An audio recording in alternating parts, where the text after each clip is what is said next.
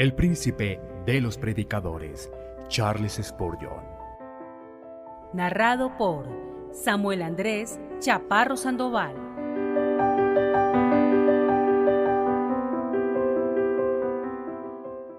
El púlpito de la capilla de New Park Street, ¿por qué son salvados los hombres? Sermón predicado la mañana del domingo 1 de febrero de 1857 por Charles Haddon Spurgeon en el Music Hall Royal Surrey Gardens, Londres, pero él los salvó por amor de su nombre. Salmo 106:8. Al considerar las obras de Dios en la creación, hay dos preguntas que surgen de inmediato en la mente atenta, que deben ser contestadas antes de que podamos obtener la clave para la filosofía y la ciencia de la propia creación. La primera es la pregunta de la autoría: ¿quién hizo todas estas cosas? Y la segunda pregunta es la del objetivo: ¿con qué propósito fueron creadas todas ellas? La primera pregunta, ¿quién hizo todas estas cosas?, puede responderla con facilidad cualquier persona que tenga una conciencia honesta y una mente sana, pues cuando alza sus ojos a lo alto para leer en las estrellas, verá que esas estrellas escriben con letras de oro esta palabra: Dios, y mirando hacia abajo a las olas, si sus oídos están abiertos a la honestidad, oirá que cada ola proclama Dios. Si mira las cumbres de las montañas, éstas no hablarán, pero con una respetuosa majestuosidad de silencio parecerán publicar: divina es la mano que nos hizo. Si escuchamos el murmullo del arroyo en la ladera de la montaña, y los retumbos de la avalancha, y los mugidos del ganado, y el canto de los pájaros, si ponemos atención a cada voz y sonido de la naturaleza, escucharemos la respuesta a esa pregunta. Dios es nuestro hacedor, Él nos hizo y no nosotros a nosotros mismos. La siguiente pregunta, relativa al propósito: ¿para qué fueron hechas estas cosas?, no es tan fácil de contestar fuera de la Escritura, pero cuando leemos la Escritura descubrimos este hecho, que como la respuesta a la primera pregunta es Dios, entonces la respuesta para la segunda pregunta es la misma. ¿Para qué fueron hechas estas cosas? La respuesta es: para la gloria de Dios, para su honra y para su complacencia. Ninguna otra respuesta es compatible con la razón. Cualquier otra respuesta que propongan los hombres será igualmente desacertada. Consideren por un momento que hubo un tiempo cuando Dios no tenía criaturas, cuando moraba solo, el poderoso hacedor de las edades, glorioso en un retiro increado, divino en su eterna soledad. Yo Jehová y ninguno más que yo. ¿Puede alguien responder esta pregunta? ¿Por qué creó Dios a las criaturas de cualquier otra manera que no sea las hizo para su complacencia y para su gloria? Ustedes podrían contestar que las hizo para sus criaturas, pero nosotros replicamos que no había criaturas entonces para que las hiciera para ellas. Admitimos que la respuesta es acertadora. Dios prepara la cosecha para sus criaturas. Cuelga el sol en el firmamento para bendecir a sus criaturas con luz y calor. Ordena a la luna que camine en su curso durante la noche para que alegre la oscuridad de sus criaturas sobre la tierra. Pero la primera respuesta, remontándonos al origen de todas las cosas, no puede ser otra sino esta: para su complacencia fueron y son creadas todas las cosas, ha hecho Jehová para sí mismo y por sí mismo. Ahora, esto que es válido para las obras de la creación es igualmente válido para las obras de la salvación. Alcen sus ojos a lo alto, más arriba de aquellas estrellas que centellean sobre el piso del cielo. Miren a lo alto, donde los espíritus vestidos de blanco, más claros que la luz, brillan como estrellas en su magnificencia. Miren allí, donde los redimidos con sus sinfonías corales rodean el trono de Dios regocijándose, y hagan esta pregunta: ¿quién salvó a esos seres glorificados y con qué propósito fueron salvados? les decimos que es la misma respuesta que dimos previamente a la pregunta anterior. Él los salvó por amor de su nombre. El texto es una respuesta para las dos grandes preguntas relativas a la salvación. ¿Quién salvó a los hombres y por qué son salvados? Él los salvó por amor de su nombre. Intentaré adentrarme en este tema el día de hoy. Que Dios los bendiga para que cada uno de nosotros seamos contados en el número de los que serán salvos por amor de su nombre, tratando el texto desde una perspectiva literal, y de esa forma lo entenderá la mayoría. Tenemos 4 aspectos. Primero, un glorioso Salvador. Él los salvó. En segundo lugar, un pueblo favorecido. Él los salvó. En tercer lugar, una razón divina por la que fueron salvados, por amor de su nombre. Y en cuarto lugar, un obstáculo superado, en la palabra pero, implicando que había una dificultad que fue eliminada, pero Él los salvó por amor de su nombre. Un Salvador, los salvados, la razón, el obstáculo quitado. Primero, entonces aquí tenemos a un glorioso Salvador. Él los salvó. ¿Quién es descrito por la palabra Él? Posiblemente muchos de mis oyentes responderían: es obvio, el Señor Jesucristo es el Salvador de los hombres. Correcto, amigos míos, pero no es toda la verdad. Jesucristo es el Salvador, pero no más que Dios el Padre o Dios el Espíritu Santo.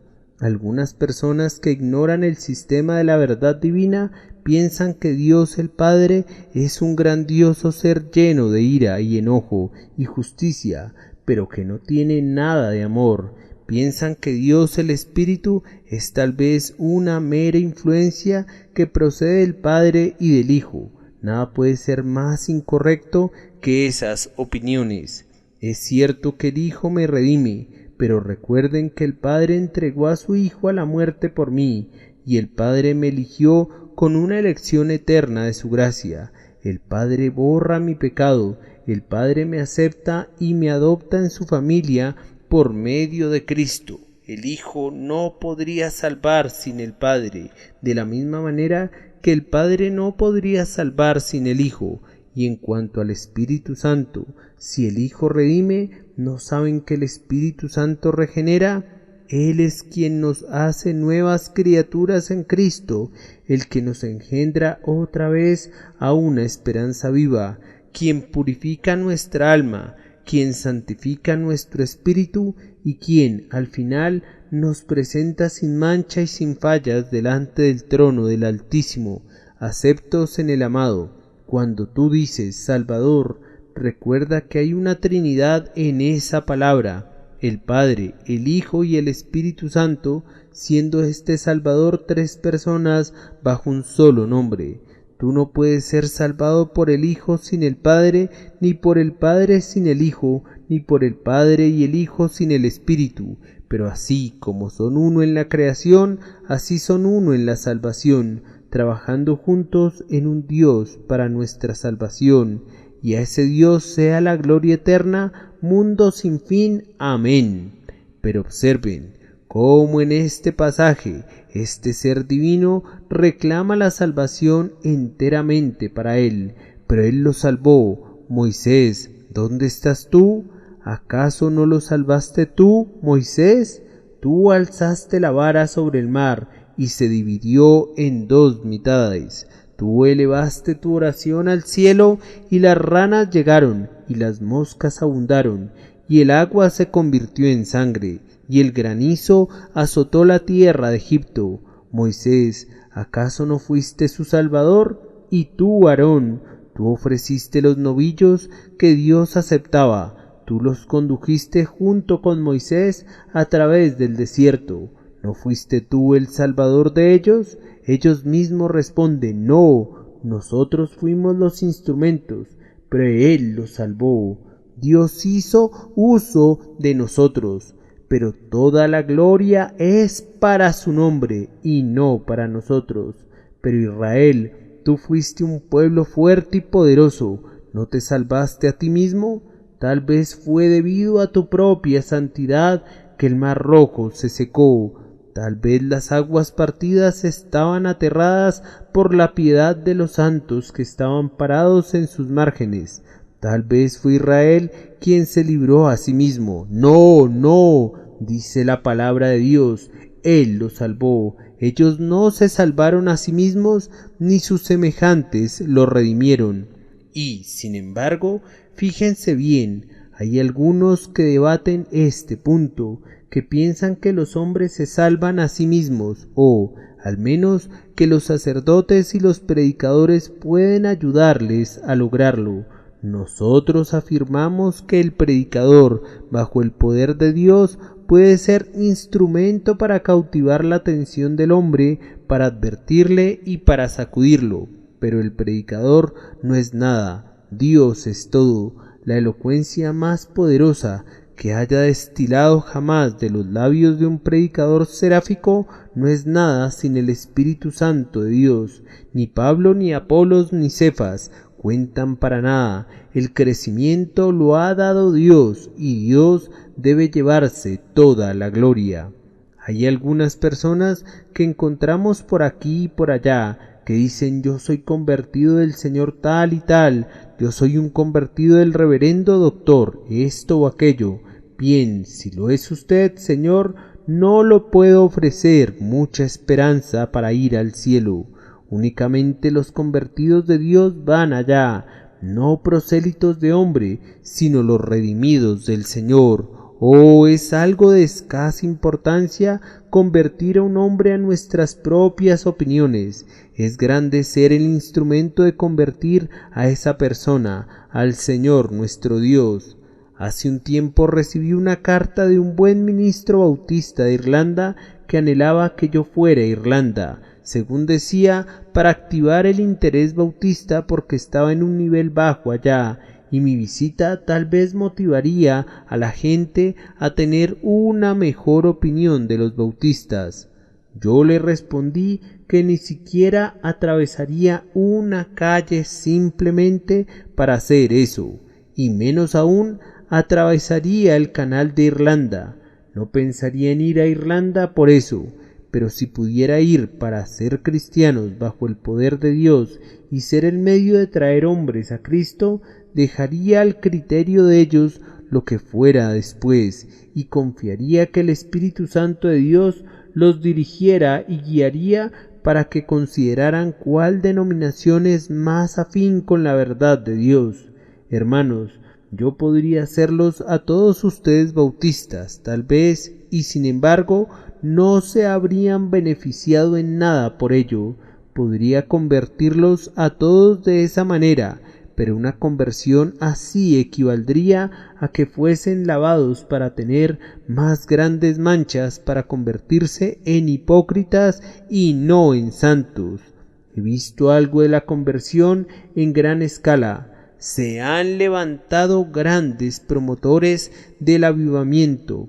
Han predicado tronantes sermones que han hecho que las rodillas de los hombres chocaran entre sí. ¡Qué hombre tan maravilloso!, ha dicho la gente. Ha convertido a tantos con un solo sermón. Pero busquen a sus convertidos un mes después y ¿dónde estarán? Verán a algunos de ellos en la cantina. Oirán que otros siguen maldiciendo, descubrirán que otros son pillos y timadores, porque no eran convertidos de Dios, sino únicamente del hombre. Hermanos, si se hace la obra de conversión, debe ser hecha por Dios, pues si Dios no convierte, no hay nada que se haga que sea duradero y nada que sirva para la eternidad. Pero algunos replican: muy bien, Señor, pero los hombres se pueden convertir a sí mismos. Sí, lo hacen y es una conversión magnífica.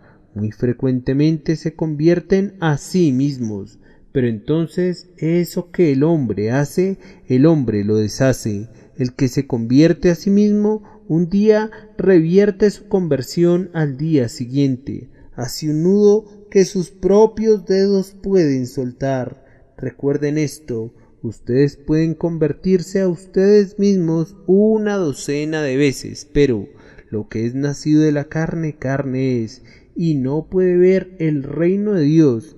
Es únicamente lo que es nacido del Espíritu, lo que es Espíritu, lo que es susceptible de ser reunido en el ámbito del Espíritu al final, donde solamente se encontrarán cosas espirituales delante del trono del Altísimo. Debemos reservar esta prerrogativa enteramente para Dios.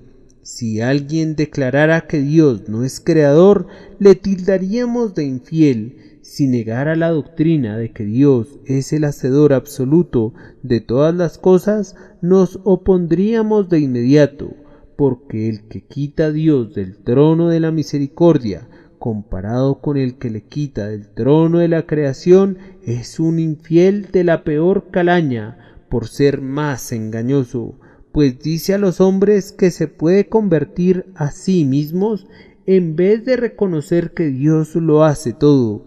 Él, solamente, el grandioso Jehová, Padre, Hijo y Espíritu Santo, Él lo salvó por amor de su nombre.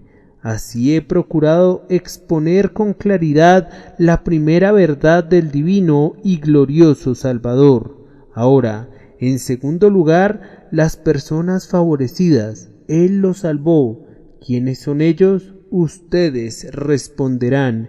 Ellos eran las personas más respetables que pudieran encontrarse en el mundo. Eran personas muy entregadas a la oración, amantes, santas y llenas de mérito, y, por tanto, debido a que eran buenas, Él las salvó. Muy bien, esa es su opinión. Yo les diré lo que dijo Moisés. Nuestros padres en Egipto no entendieron tus maravillas, no se acordaron de la muchedumbre de tus misericordias, sino que se rebelaron junto al mar, el mar rojo, pero Él los salvó. Lean el versículo 7 y conocerán su carácter. En primer lugar, eran personas necias. Nuestros padres en Egipto no entendieron tus maravillas. A continuación, eran personas malagradecidas. No se acordaron de la muchedumbre de tus misericordias. En tercer lugar, eran personas rebeldes, sino que se rebelaron junto al mar, el mar rojo. Estas son las personas que salva la gracia inmerecida. Estos son los hombres y estas son las mujeres a quienes el Dios de toda gracia condesciende a cobijar en su pecho, haciéndolos nacer de nuevo. Observen, en primer lugar, que eran personas necias. Dios no envía siempre su evangelio al sabio y al prudente, sino más bien a los necios. Toma al necio y le hace conocer las maravillas de su amor agonizante. No supongan, amigos míos, que porque son hombres sin letras y leen con dificultad, no supongan que porque han sido criados en la extrema ignorancia y a duras penas han aprendido a deletrear su nombre, que por eso no pueden ser salvos. La gracia de Dios puede salvarlos y luego iluminarlos. Un hermano ministro me contó una vez la historia de un hombre que era conocido como un tonto en una cierta aldea y era considerado siempre como un cabeza hueca. Nadie creía que pudiera entender algo, pero un día se acercó a oír la predicación del Evangelio. Había sido un borracho y tenía suficiente ingenio para ser malvado, que es una forma de ingenio muy común. Le agradó al Señor bendecir la palabra a su alma, de tal forma que fue un hombre cambiado, y lo que resultó una maravilla es que su religión le dio un algo que comenzó a desarrollar sus facultades latentes. Descubrió que tenía algo por qué vivir, y comenzó a hacer lo que podía. En primer lugar, él quería leer su Biblia, para poder leer el nombre de su Salvador, y después de muchos martilleos y deletreos, al final fue capaz de leer un capítulo. Luego se le pidió que orara en una reunión de oración, así podía ejercitar sus poderes vocales. Su oración la conformaron 5 o 6 palabras, y se sentó lleno de vergüenza.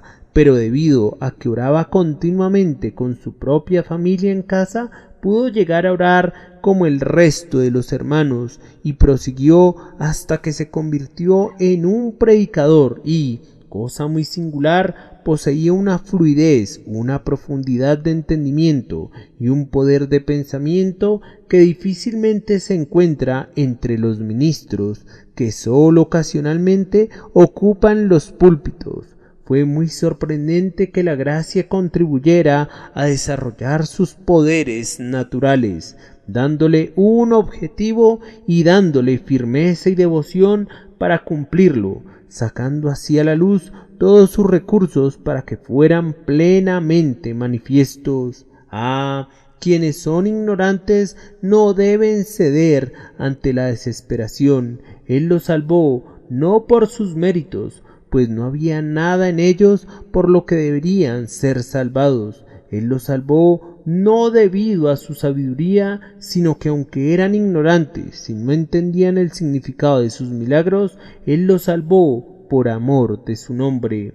Además, observen que eran personas muy ingratas y sin embargo Él las salvó. Las libró un sinnúmero de veces y obró poderosos milagros para su beneficio, pero aún así se rebelaron. Sucede lo mismo contigo, apreciado oyente. Has sido rescatado muchas veces del borde de la tumba. Dios te ha dado casa y comida día tras día y te ha dado provisión y te ha guardado hasta esta hora, pero cuán ingrato has sido. Como dijo Isaías, el buey conoce a su dueño y el asno el pesebre de su señor.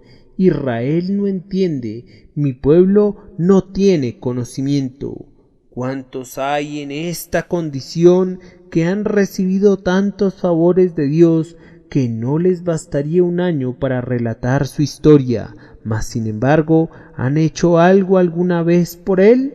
Ellos no conservarían un cabello que no trabajara para ellos, y ni siquiera un perro que no lo reconociera. Pero aquí tenemos a Dios, los ha sostenido día a día, y ellos a cambio han hecho mucho en contra de Él, pero no han hecho nada por Él. Él ha puesto el pan en sus propias bocas, los ha nutrido y ha sostenido su fortaleza, y ellos han derrochado esa fortaleza en desafiarle, en maldecir su nombre y en quebrantar su día de reposo.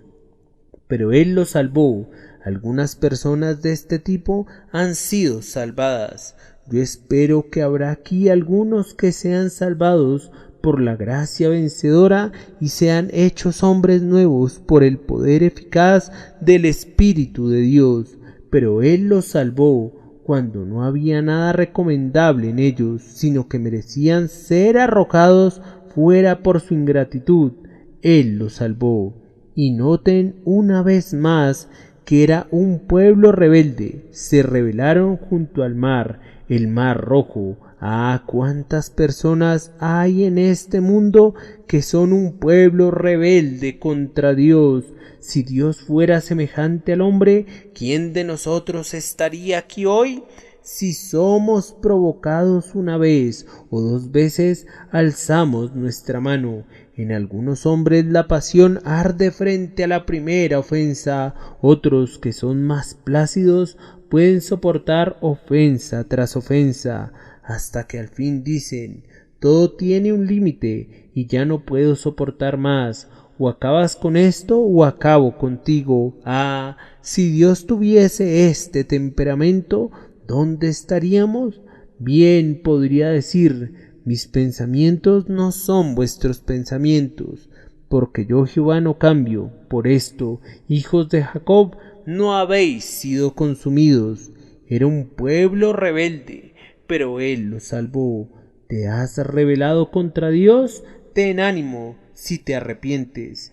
Dios ha prometido salvarte. Es más, Él puede darte el arrepentimiento e inclusive darte la remisión de los pecados, pues Él salva al pueblo rebelde por amor de su nombre. Me parece que algunos de mis oyentes dirían: bien, Señor, Eso es promover realmente el pecado. ¿De veras, amigo? ¿Por qué? Porque él está hablando a los peores hombres y les está diciendo que a pesar de todo todavía pueden ser salvos. A ver, cuando me dirigí a los peores hombres, ¿te hablé a ti o no? Tú respondes, no, yo soy uno de los hombres más respetables y de los mejores que hay. Bien, entonces, caballero, no tengo ninguna necesidad de predicarte, pues tú piensas que no lo necesitas. Los sanos no tienen necesidad de médico, sino los enfermos. Pero estas pobres personas a quienes tú dices que estoy alentando a pecar, necesitan que se les predique. Te dejo. Buenos días. Tú guardas tu propio evangelio y me pregunto si con él encontrarás el camino al cielo. No me pregunto. Yo sé que no lo encontrarás a menos que seas conducido como un pobre pecador a creer en las palabras de Cristo y ser salvado por amor de su nombre. Pero yo me despido de ti y continuaré mi camino. Pero ¿por qué dices que yo aliento a los hombres a pecar? Yo los invito a que se arrepientan del pecado. Yo no dije que él salvó al pueblo rebelde y que luego permitió que se rebelara contra él como lo habían hecho antes. Yo no dije que él salvó al pueblo impío y que luego le permitió que pecara como lo hacía antes. Pero ustedes conocen el significado de la palabra salvados. Lo expliqué la otra mañana. La palabra salvados no quiere decir simplemente llevar a los hombres al cielo. Quiere decir algo más. Quiere decir salvados de sus pecados. Quiere decir darles un nuevo corazón, espíritus nuevos, vidas nuevas. Significa hacerlos hombres nuevos. Hay algo de licencioso cuando se dice que Cristo toma a los peores de los hombres para convertirlos en santos. Si lo hay, yo no puedo verlo. Yo solo deseo que Él tome a los peores de esta congregación y los convierta en santos del Dios vivo, y entonces habría mucho menos libertinaje. Pecador, yo te doy consuelo, no en tu pecado, sino en tu arrepentimiento. Pecador, los santos del cielo fueron alguna vez tan malos como tú lo has sido. ¿Eres un borracho, un blasfemo, una persona inmunda? Y esto erais algunos, mas ya habéis sido lavados, ya habéis sido santificados. ¿Está oscura tu ropa? Pregúntales a ellos si sus vestiduras fueron oscuras alguna vez. Te responderán, sí, nuestras ropas han sido lavadas. Si no hubiesen sido oscuras, no habrían tenido la necesidad de que fueran lavadas. Han lavado sus ropas y las han emblanquecido en la sangre del Cordero. Entonces, pecador, si eran oscuras y fueron salvados, ¿por qué tú no podrías ser salvado? ¿No son sus misericordias ricas y gratuitas? Entonces di, alma mía, ¿por qué no por ti? Nuestro Señor Jesús murió en el madero. Entonces, ¿por qué, alma mía, por qué no por ti? Cobren ánimo, penitentes. Dios tendrá misericordia de ustedes. Pero Él los salvó por amor de su nombre. Ahora abordaremos el tercer punto, la razón de la salvación. Pero Él los salvó por amor de su nombre. No hay otra razón para que Dios salve a un hombre, sino por amor de su nombre. No hay nada en un pecador que le haga merecer la salvación o que lo recomiende para que reciba misericordia. Debe ser el propio corazón de Dios el que dicta el motivo de la salvación de los hombres. Una persona dice, Dios me salvará porque soy muy recto. Amigo, Él no hará algo así. Otro dirá, Dios me salvará porque soy muy talentoso. Hombre, no lo hará. ¿Tu talento? Tú, un idiota altanero y baboso. Tu talento no es nada comparado con el talento del ángel que una vez estuvo delante del trono y pecó, y fue arrojado para siempre al abismo insondable.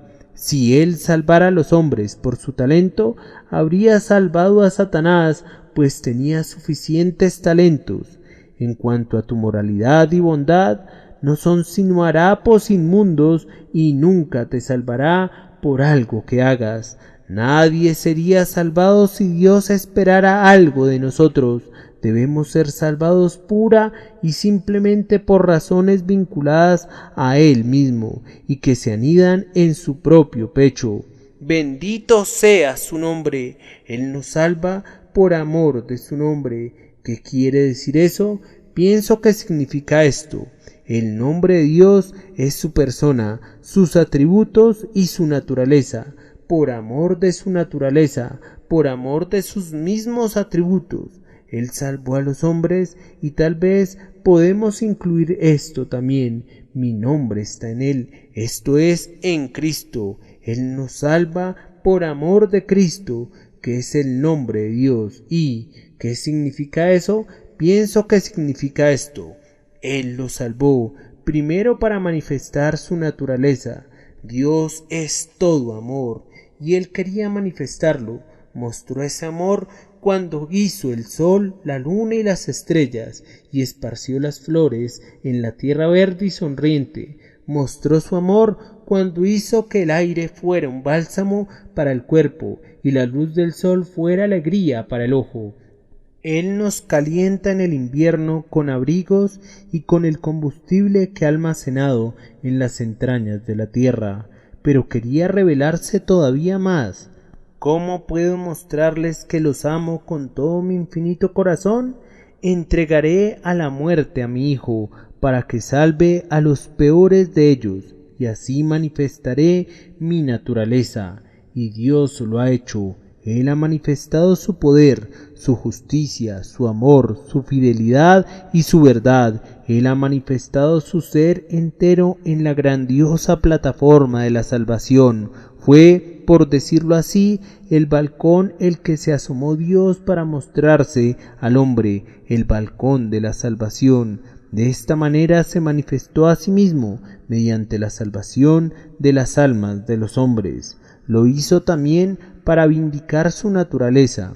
Algunos dicen que Dios es cruel. Ellos le llaman perversamente un tirano. Ah, dice Dios, pero voy a salvar a los peores pecadores y vindicaré mi nombre. Voy a borrar el estigma. Voy a quitar la mancha. Ellos no serán capaces de referirse a mí de esa manera, a menos que sean unos mentirosos inmundos, pues yo seré abundantemente misericordioso. Voy a quitar esa mancha y ellos verán que mi grandioso nombre es un nombre de amor. Y agregó esto: haré esto por amor de mi nombre, esto es, para hacer que este pueblo ame mi nombre. Yo sé que si tomo a los mejores hombres y los salvo, ellos amarán mi nombre, pero si tomo a los peores hombres, oh, ¿cómo me van a amar? Si voy y tomo algunos que son la hez de la tierra y los hago mis hijos, oh, cuánto me van a amar. Entonces serán leales a mi nombre, lo considerarán más dulce que la melodía, será más precioso para ellos que el perfume de nardo de los mercaderes orientales, lo valorarán como el oro, sí, más que el oro fino. El hombre que me ama más es el hombre al que se le han perdonado más pecados. Él debe mucho, por tanto amará mucho. Esta es la razón por la que Dios escoge a menudo a los peores hombres para hacerles suyos.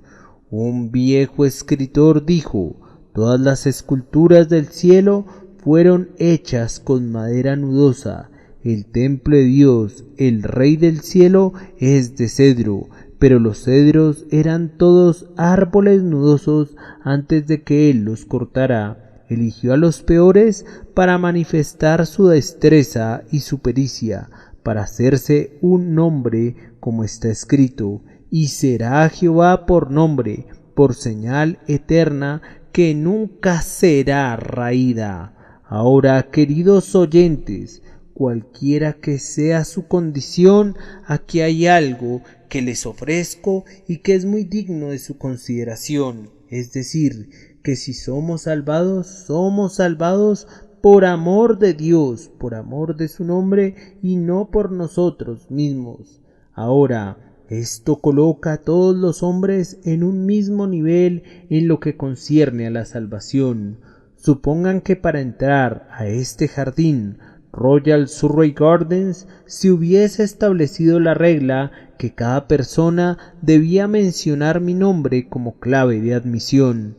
La ley es: ningún hombre será admitido por su rango o título, sino únicamente por la mención de un cierto nombre. Allí viene un noble, menciona el nombre y entra. Allí viene un mendigo cubierto de harapos, menciona el nombre. La ley dice que es solamente la mención del nombre la que concederá la admisión, y él lo menciona y entra, pues no hay ninguna otra distinción. De este modo, mi señora dama, si usted viene con toda su moralidad, deberá hacer uso de su nombre, y si tú vienes, pobre habitante inmundo, de un sótano o de un desván, y mencionas su nombre, las puertas se abrirán de par en par, pues hay salvación para todo aquel que haga mención del nombre de Cristo, y sólo de ese nombre. Esto abate el orgullo de los moralistas, humilla la autoexaltación del que presume justicia propia, y nos coloca a todos como pecadores culpables, en igualdad de condiciones delante de Dios para recibir misericordia de sus manos, por amor de su nombre y únicamente por esa razón. Pero ya me he detenido demasiado. Permítanme concluir haciendo un comentario de los obstáculos superados que están sugeridos en la palabra pero, y lo haré de una manera que intenta ser interesante en la forma de una parábola. En un tiempo, Misericordia estaba sentada en su trono, que era blanco como la nieve, rodeada por los ejércitos del amor. Un pecador, a quien Misericordia se había propuesto salvar, fue traído a su presencia. El heraldo tocó la trompeta y después de 3 llamados, con voz muy alta dijo: «Oh cielo, tierra e infierno, yo los convoco en este día para que vengan delante del trono de misericordia y declaren por qué este pecador no debe ser salvado». Allí estaba el pecador temblando de miedo. Él sabía que había una multitud de oponentes que querían abrirse paso para entrar en el salón de misericordia, y con ojos llenos de ira dirían: «Él no debe escapar y no lo hará, él debe perderse». Sonó la trompeta y Misericordia estaba sentada plácidamente en su trono, hasta que entró uno con fiero rostro. Su cabeza estaba cubierta de luz, hablaba con voz de trueno y de sus ojos salían rayos. «¿Quién eres tú?», preguntó Misericordia. Él respondió: «Yo soy la ley de Dios». «¿Y qué tienes que comentar?». «Tengo que decir esto», y levantó una tabla de piedra escrita a ambos lados: «Estos 10 mandamientos han sido quebrantados por este miserable. Yo demando su sangre, pues está escrito: el alma que pecare, esa morirá. Así pues, perezca él o habrá de hacerlo la justicia». El miserable tiembla, sus rodillas chocan entre sí, la médula de sus huesos se derrite internamente como si fuese hielo derretido por fuego, y él tiembla verdaderamente aterrado. Ya le parecía ver el rayo arrojado en su contra, penetrando en su alma, y el infierno abierto en su imaginación delante de él, y se consideró perdido allí para siempre. Pero Misericordia sonrió y dijo: «Ley, yo te voy a responder. Este desdichado merece morir. La justicia demanda que perezca. Te concedo la demanda, y oh, cómo tiembla el pecador. pero hay uno allá que ha venido conmigo el día de hoy, mi Rey, mi Señor, su nombre es Jesús. Él te dirá cómo puede ser pagada la deuda para que el pecador quede libre. Entonces Jesús habló y dijo: Oh misericordia, haré lo que me pides. Tómame, Ley, ponme en el huerto, hazme sudar gotas de sangre, luego clávame en un madero, azota mi espada antes de que me mates, cuélgame de la cruz, que la sangre de mis manos y de mis pies corra en abundancia, bájame al sepulcro, déjame pagar todo lo que debe el pecador, yo moriré en su lugar. Y la ley salió y azotó al Salvador, lo clavó en la cruz y regresó con su rostro radiante de satisfacción, y se paró ante el trono de misericordia, y misericordia preguntó: Ley, ¿qué tienes que agregar ahora? Nada, respondió. Hermoso ángel, nada. ¿Cómo? ¿Ninguno de estos mandamientos está en contra de él? No, ninguno. Jesús, su sustituto, los ha guardado todos. Él pagó la pena por su desobediencia, y ahora, en vez de su condenación, yo pido como una deuda de justicia que el pecador sea absuelto. Permanece aquí, dijo Misericordia, siéntate en mi trono, tú y yo juntos enviaremos ahora una nueva citación.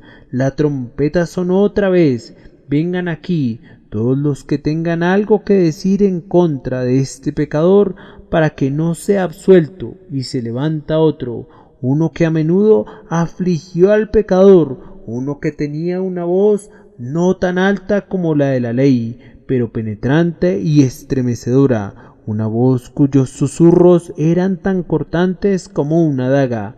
¿Quién eres tú?, preguntó Misericordia. Yo soy la conciencia. Este pecador debe ser castigado.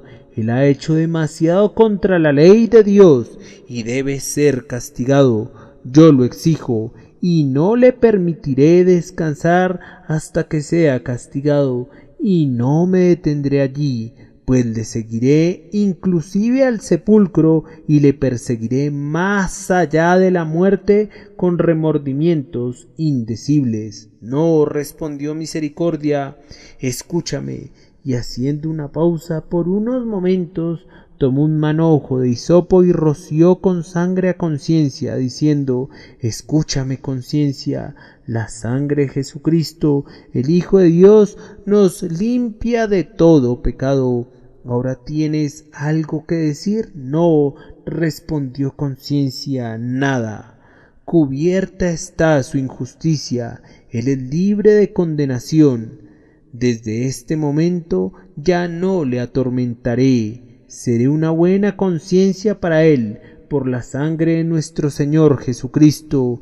La trompeta sonó una tercera vez, y aullando desde las cavernas más profundas se aproximó un oscuro diablo repulsivo, con odio en sus ojos y una majestad infernal en su aspecto. Se le pregunta: ¿tienes algo en contra de este pecador? Sí, respondió, lo tengo. Él ha hecho una alianza con el infierno y un pacto con la tumba, y aquí está firmado por su propia mano. Él le pidió a Dios que destruyera su alma en una borrachera, e hizo votos que nunca se volvería a Dios. Miren, aquí está su pacto con el infierno. Veámoslo, dijo Misericordia, y le fue entregado, mientras el diablo sombrío miraba al pecador y lo atravesaba con sus oscuras miradas. Ah, dijo Misericordia, pero este hombre no tenía el derecho de firmar la escritura. Un hombre no puede vender la propiedad ajena. Este hombre fue comprado y pagado de antemano. Él no se pertenecía. El pacto con la muerte es anulado y la alianza con el infierno es hecho pedazos. Sigue tu camino, Satanás. No, dijo aullando de nuevo, tengo algo más que agregar. Ese hombre siempre fue mi amigo, siempre escuchó mis insinuaciones, se burlaba del Evangelio, hacía burla de la majestad del cielo. ¿Acaso recibirá el perdón mientras yo tengo que encaminarme a mi guarida infernal para soportar para siempre la pena de mi culpa? Misericordia respondió: «Lárgate, demonio». Estas cosas las hizo en los días anteriores a su regeneración, mas la palabra pero las borra. Vete a tu infierno y considera esto como otro azote que se te propina. El pecador será perdonado, pero tú nunca lo serás, diablo traidor. Y luego Misericordia se volvió al pecador sonriendo y dijo: «Pecador, la trompeta debe sonar por última vez». Otra vez fue tocada y nadie respondió. Entonces se levantó el pecador y Misericordia dijo: «Pecador, haz tú mismo la pregunta. Pregunta al cielo, a la tierra y al infierno. Pregunta si alguien puede condenarte». Y el pecador, puesto de pie, con una voz alta y valerosa, preguntó: «¿Quién acusará a los escogidos de Dios?». Y miró al infierno, y Satanás estaba allí mordiendo sus ataduras de hierro, y miró a la tierra, y estaba silenciosa. Y en la majestad de la fe, el pecador subió al mismo cielo y preguntó: «¿Quién acusará a los escogidos de Dios? ¿Dios?». Y vino la respuesta: «No, Él justifica». «¿Cristo?». Y fue susurrado dulcemente: «No, Él murió». Entonces, mirando a su alrededor, el pecador preguntó gozosamente: «¿Quién me separará del amor que es en Cristo Jesús nuestro Señor?». Y el pecador, que estaba condenado antes, regresó a Misericordia y permaneció postrado a sus pies e hizo votos de ser suya para siempre. Si lo guardaba hasta el fin y lo convertía en lo que ella deseaba que fuera, entonces ya no sonó más la trompeta, sino que los ángeles se regocijaron y el cielo se alegró, pues el pecador había sido salvado. Así ven ustedes que he dramatizado como se dice el hecho, pero no importa cómo se diga, es una manera de llamar la atención del oído cuando ninguna otra cosa puede hacerlo. Pero no hay peros, el obstáculo fue quitado. Pecador, cualquiera que sea ese pero, nunca disminuirá para nada el amor del Salvador, no lo hará menor nunca, sino que permanecerá siendo el mismo. Ven, alma culpable, y huye a Cristo para que sane tus heridas. Este es el glorioso día del Evangelio, en el que abunda la gracia. Ven a Jesús, pecador, ven. De rodillas haz tu confesión con llanto. Mira su cruz y contempla al sustituto. Cree y vivirás. A ustedes que son casi demonios, a ustedes que se han adentrado profundamente en el pecado, Jesús les dice ahora: si reconocen su necesidad de mí, vuélvanse a mí, y yo tendré misericordia de ustedes, y al Dios nuestro, el cual será amplio en perdonar.